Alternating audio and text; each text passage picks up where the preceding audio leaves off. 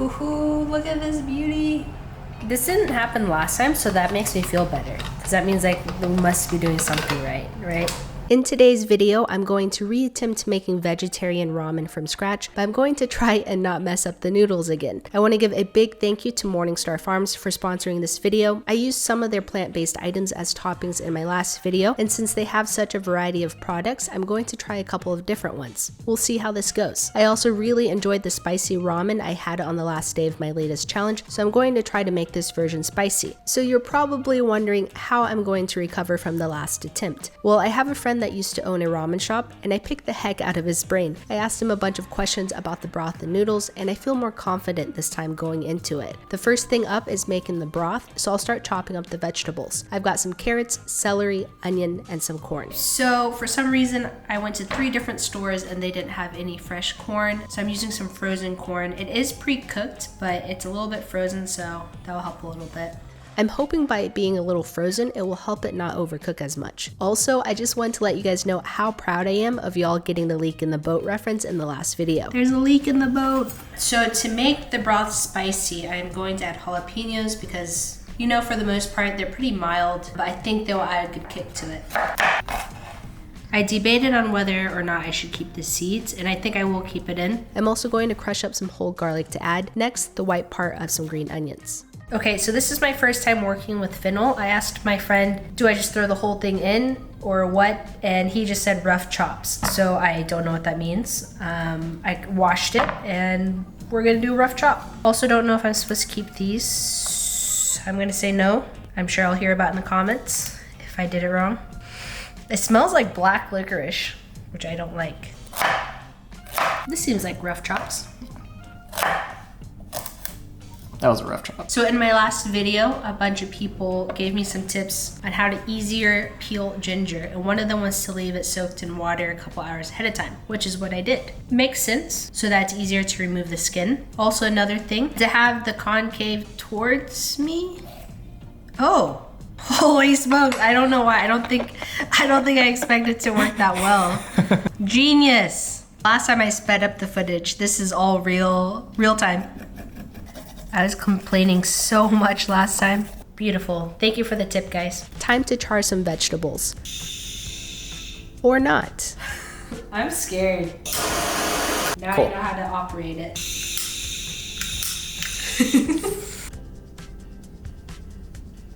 This? Yeah. Okay.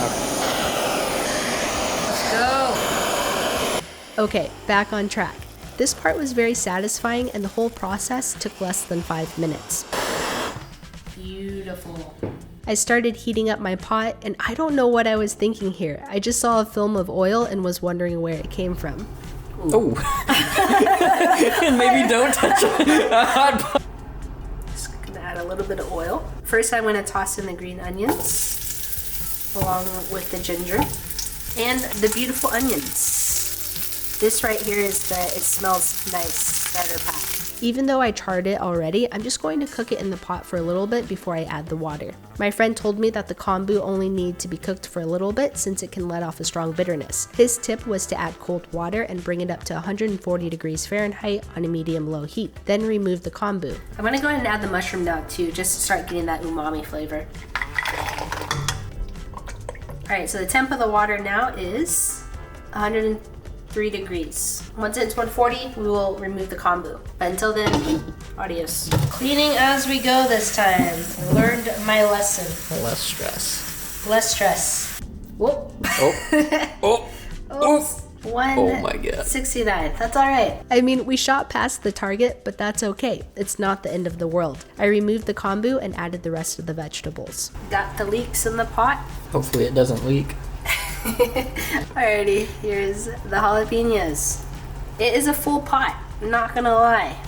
Medium low, but I'm just gonna let that cook. Another suggestion I got was to add a simple chili oil. So I'm going to heat up some avocado oil and chopped garlic. I also have half of a red onion in the fridge, so I thought that would be fun to throw in. Trying to be like Matt. Mm-hmm. When you try to be cool, this is what happens. Not today.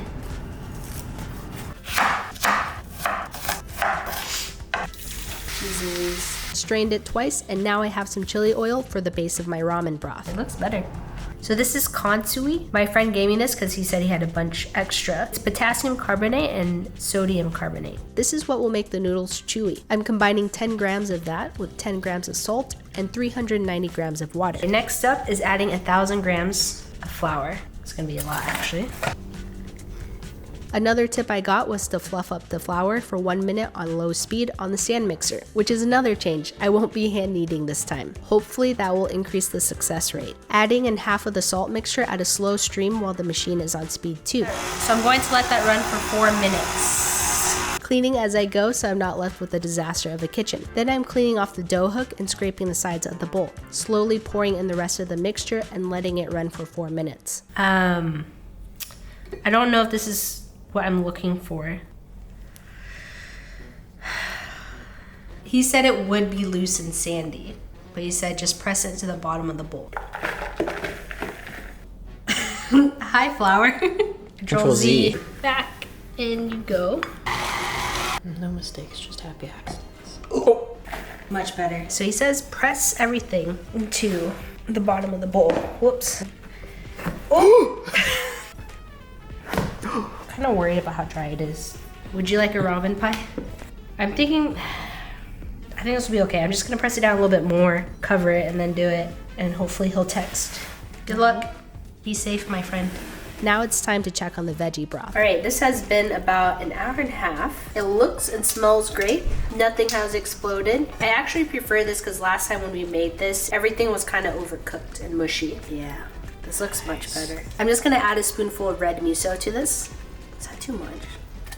I am like really happy with how this broth looks. Another thing that I think will help tremendously is preparing all the toppings now instead of right before assembling each bowl. I love how I can use basically all of the veggies from the broth and use it as topping for the ramen bowl. This also kept me distracted while I tried not to think about the ramen dough that didn't quite look right.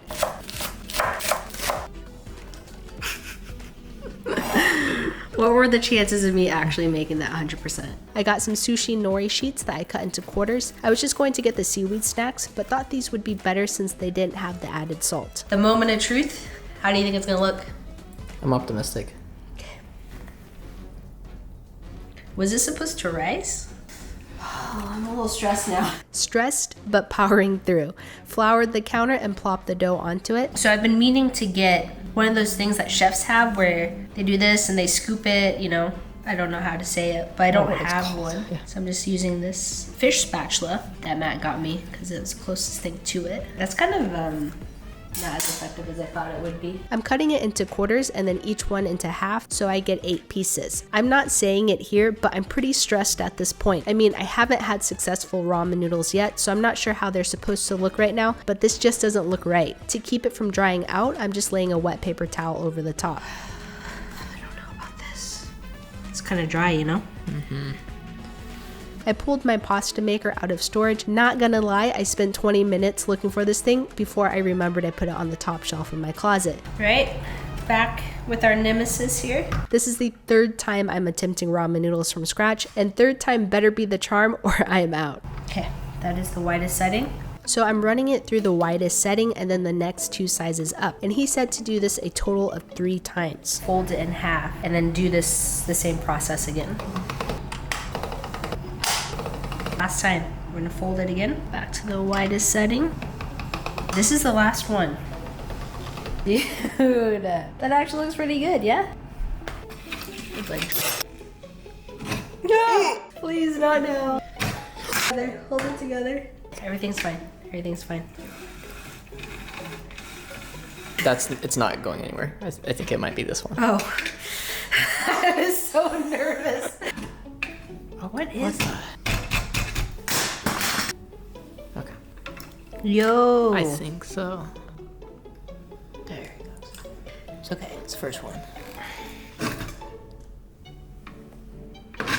Of course, things were going a bit too smoothly. I think I need to name this machine for how much trouble it's giving me, but I mean, it's most likely user error. If you have any name ideas though, please let me know. We just gotta do this 9 more times. I don't know why my voice just broke. I think I just got scared. I think my body was prepping for it. This time I am gonna roll it out thinner this time just because I was scared. I was about to break the machine last time. Running everything through the second time was much easier. The dough wasn't drying out and I was getting an arm workout. Win-win. It's like my baby. It's just like, I don't know. I created this, you know? I cannot with this machine.